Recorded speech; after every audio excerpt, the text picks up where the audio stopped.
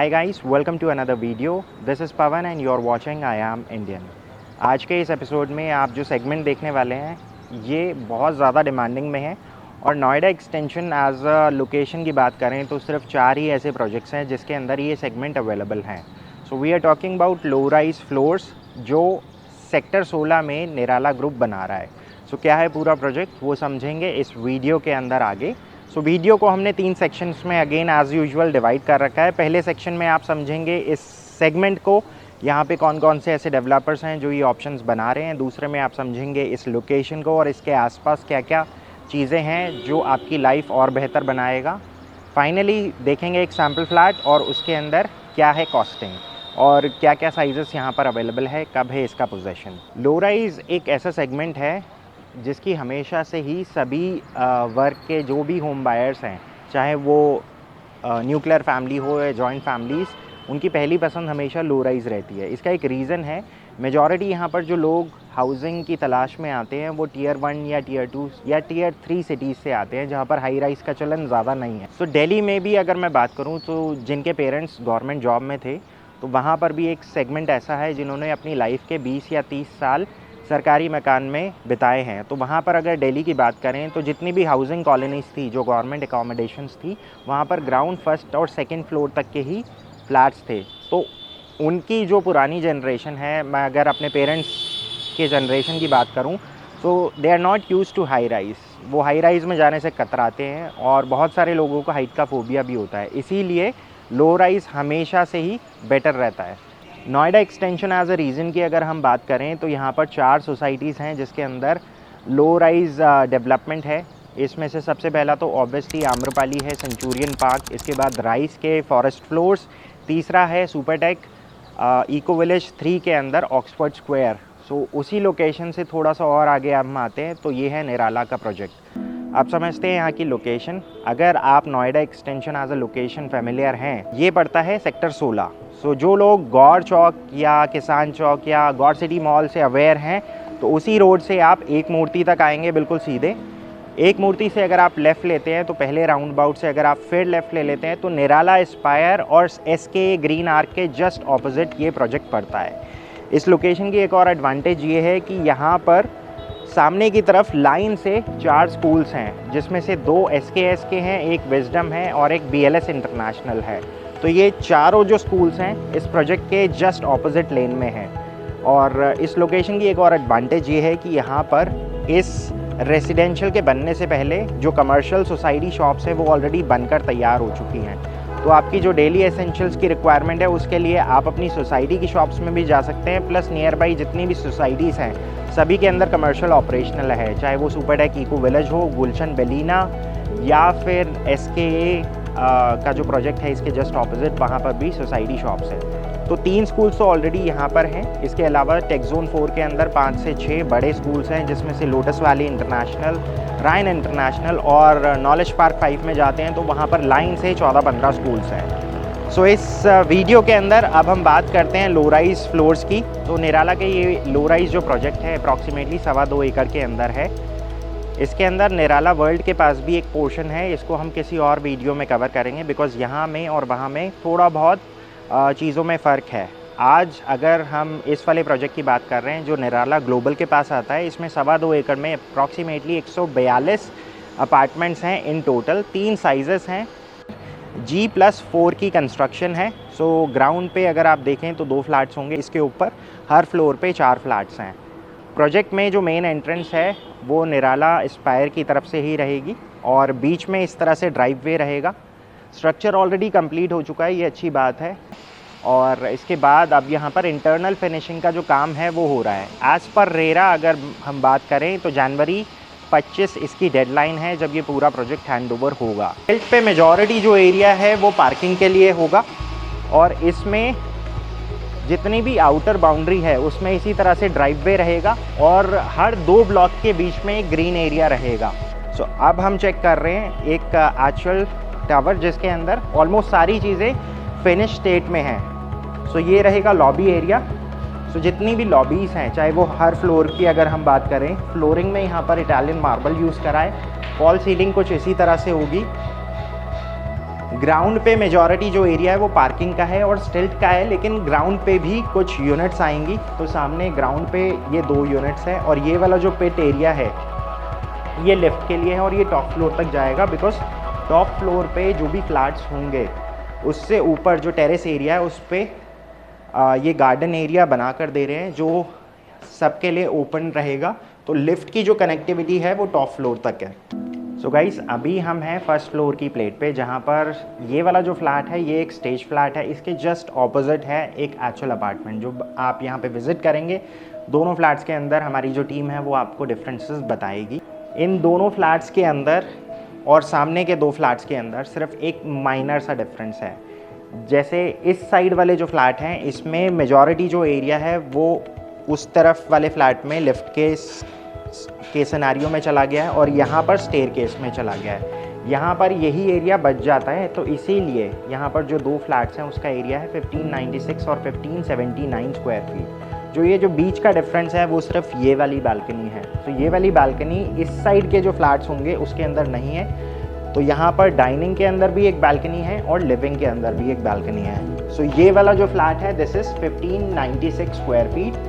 सो आपको main door कुछ इसी टाइप का मिलेगा। इसके अंदर यहाँ पर सामने एक डिजिटल लॉक रहेगा।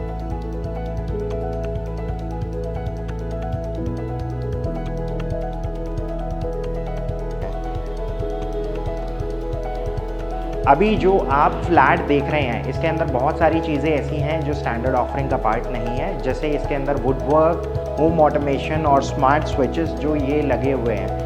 सो इसके लिए आप अगर चाहें तो 400 रुपये पर स्क्वायर फीट एडिशनली पे कर सकते हैं। बिल्डर आपको ये सारी चीज़ें कंप्लीट करके देगा। सो जब आप इस फ्लैट के अंदर पोजेसन लेंगे तो इसमें fall ceiling with conceal light, complete would work, चाहे वो बेडरूम्स हो या फिर किचन के अंदर, वो इंक्लूडेड रहेगा। और अगर आपको लगता है ये कॉस्ट थोड़ी सी ज़्यादा है तो जैसा बहुत सारे लोग करवाते हैं, पोजेसन लेने के बाद अपने अकॉर्डिंग, अपने टेस्ट के अकॉर्डिंग आप ये सारी चीज़ें मैनेज कर सकते हैं। ये जो फ्लैट है इसका एरिया है 1596 स्क्वायर फीट। सो प्रॉपर एक एल शेप में आपको लिविंग डाइनिंग मिलता है। क्रॉस वेंटिलेशन बहुत अच्छी है, बिकॉज इसमें अगर आप देखें तो डाइनिंग एरिया के साथ भी इन्होंने एक बालकनी दी है।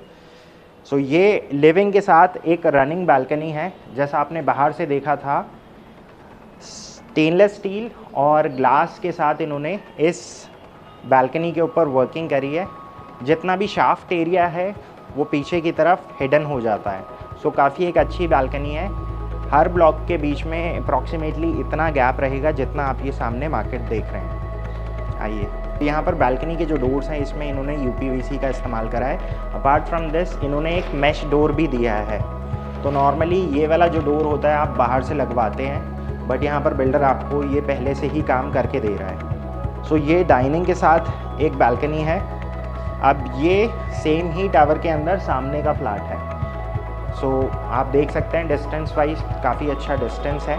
स्मार्ट स्विचेस कुछ इस तरह के होंगे, आप जहाँ भी जाएंगे टच एनेबल्ड होंगे। और इसमें जो पूरी वायरिंग है वो होम ऑटोमेशन के साथ कर रखी है। नाउ आगे का जो फ्लैट है वो कुछ इस तरह से है। लेफ़्ट में है कॉमन वॉशरूम। ये कॉमन वॉशरूम के अंदर इसी तरह से रहेंगी चीज़ें। ये कॉमन वॉशरूम फर्स्ट बेडरूम के साथ भी कनेक्टेड है। फर्स्ट बेडरूम के साथ जो बालकनी है ये लिविंग के साथ रनिंग में है। इसमें आपको सिर्फ कैविटी मिलेगी, वुडवर्क आपको खुद से करवाना पड़ेगा। अब इसके बाद ये रहेगा किचन एरिया। किचन के साथ भी इन्होंने एक यूटिलिटी बालकनी दी है। यूटिलिटी बालकनी सेकेंड बेडरूम के साथ शेयरिंग में है। यहाँ पर अगर आप देखते हैं तो जो कॉस्ट मैं आपको बता रहा था, एडिशनल कॉस्ट, अगर आप चाहें तो उस कॉस्ट के अंदर आपको ये वुडवर्क और सारी चीज़ें इसी तरह से करके देंगे। अदरवाइज़ अगर आप वो ऑप्ट नहीं करते हैं तो इंस्टेड ऑफ क्वार्ट्ज यहाँ पर ग्रेनाइट काउंटर टॉप रहेगा और वुडवर्क नहीं होगा। एक सिंगल बोल का सिर्फ सिंक रहेगा। फ्रिज के लिए अलग से यहाँ पर डेडिकेटेड कॉर्नर है। अब इसके बाद यहाँ पर आगे सिर्फ 2 बेडरूम्स रह गए हैं। जो दूसरा बेडरूम है इसमें आप स्पेस देख सकते हैं, काफ़ी अच्छा है। इसमें वार्डरोब के लिए अगेन कैविटी रहेगी। और ये वाली जो बालकनी है ये किचन की यूटिलिटी के साथ रनिंग में है। और इसके बाद ये वाला जो वॉशरूम है ये इसके साथ अटैच्ड है। अभी यहाँ पर सैनिटरी और सीपी फिटिंग्स नहीं लगी हैं, but you still get an idea किस तरह से ये वॉशरूम स्पेस रहेगा। इसके बाद आगे की तरफ ये बालकनी देख लेते हैं। बालकनी जो है यहाँ पर आके नैरो हो जाती है, लेकिन अगर आप इसमें पीछे की तरफ जाते हैं जहाँ पर ये किचन के साथ कनेक्टेड है, वहाँ पर ये थोड़ी ब्रॉड हो जाती है, बिकॉज वहाँ पर आप अपनी मशीन प्लेस कर सकते हैं। Now we are just left with the master bedroom.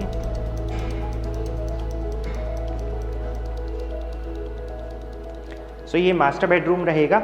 इसके साथ जो बालकनी है वो बिल्कुल सेपरेट है। अगेन मैश डोर इसके अंदर इंक्लूडेड है और वॉशरूम इसका आगे की तरफ है। टाइल्स का थोड़ा बहुत फ़र्क है, अदरवाइज इसमें अगर आप देखें तो क्लोजेट एरिया बिल्कुल राइट हैंड साइड पे आ जाता है। अगेन यहाँ पर भी कैविटी स्पेस रहेगा। ये इसके साथ अटैच वॉशरूम है और ये है इसकी प्राइवेट बालकनी।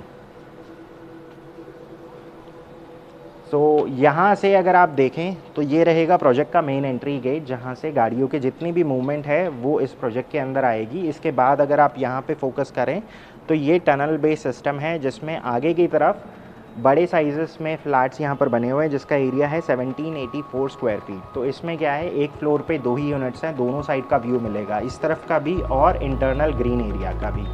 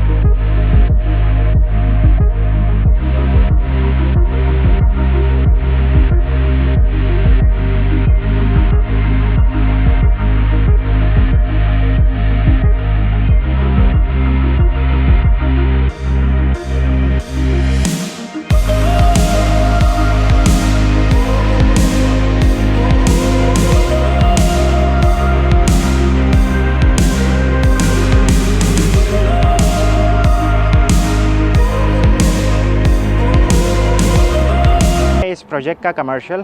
सो कमर्शियल यहाँ पर ऑलरेडी ऑपरेशनल है। बहुत सारी शॉप्स ऐसी हैं जिसके अंदर फिट आउट कंप्लीट हो चुका है और बहुत सारे शॉप्स ऐसी हैं जिसके अंदर ऑलरेडी जो स्टोर ऑपरेटर्स हैं उन्होंने अपना जो सेटअप है वो कंप्लीट कर लिया है।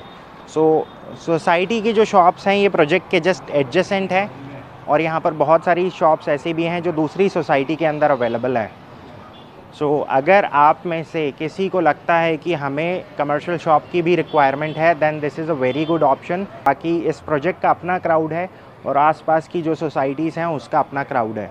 तो आप यहाँ पे किसी भी टाइप की अगर शॉप खोलना चाहते हैं तो आपको हर सेगमेंट का हर टाइम पे क्राउड मिलेगा। सो यहाँ पर लाइन से 3 स्कूल्स हैं। सो मॉर्निंग आवर्स की अगर आप बात करें तो डेली एसेंशियल्स की शॉप्स यहाँ पर चल सकती हैं। अगर 6 से 7 बजे के आसपास आपको यहाँ पर लाइन से 3 जो स्कूल्स हैं उसके अंदर जो बच्चे आएंगे, फ़ोटोशॉप, स्टेशनरी, तो ये शॉप्स भी चलती हैं यहाँ पर। इसके अलावा अगर आप यहाँ पे देखें तो फ्रंटेज काफ़ी अच्छा है और अगर आप ईटरी यहाँ पर कोई खोलना चाहते हैं तो अगेन ये एक ऑप्शन है। यहाँ पर जो साइज़ है वो 350 स्क्वायर फीट ऑनवर्ड्स है और फ्लोर टू सीलिंग हाइट की अगर हम बात करें तो ये 16 और 18 फीट की यहाँ पर हाइट है। लोअर ग्राउंड और ग्राउंड के ही ऑप्शंस हैं। 30,000 रुपये पर स्क्वायर फीट का यहाँ पर रेट है।